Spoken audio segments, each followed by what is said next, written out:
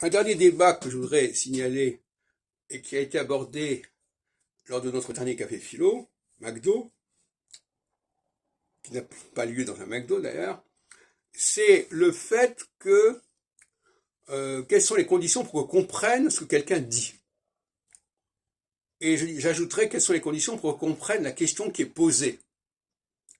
Ce sont deux questions que je vais aborder successivement. Comprendre ce que quelqu'un dit, est-ce que ça signifie qu'on va simplement devoir connaître la langue de celui qui parle? Non. Il faut aussi savoir le sujet qui est abordé.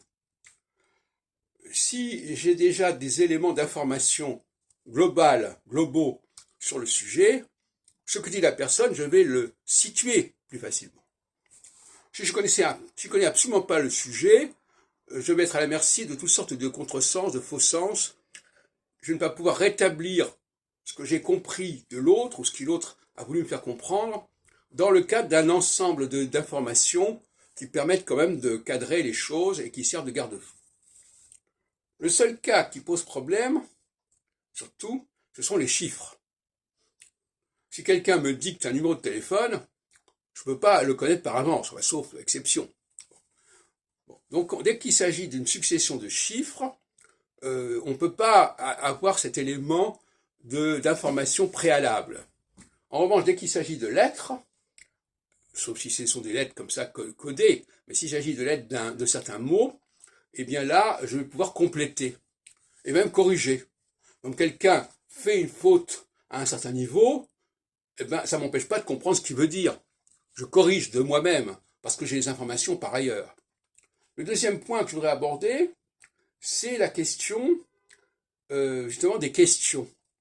Hier, on a eu une situation assez comique à ce sujet, parce qu'en réalité, vous savez que moi, je n'arrête pas de poser des questions. Mais malheureusement, le problème, c'est que tout dépend de la façon dont on pose la question. Soit on pose la question qui est trop difficile, soit on me pose une question qui est trop facile. Il faut trouver un juste milieu, si ta question est là. Si c'est trop facile, ça n'a pas d'intérêt. Tout le monde comprend immédiatement. Si c'est trop difficile, personne ne comprend, donc ça sert à rien. Il faut poser la question à un certain niveau où on croit comprendre, on peut comprendre, on s'imagine qu'on comprend, et il faut faire un effort pour répondre à la question.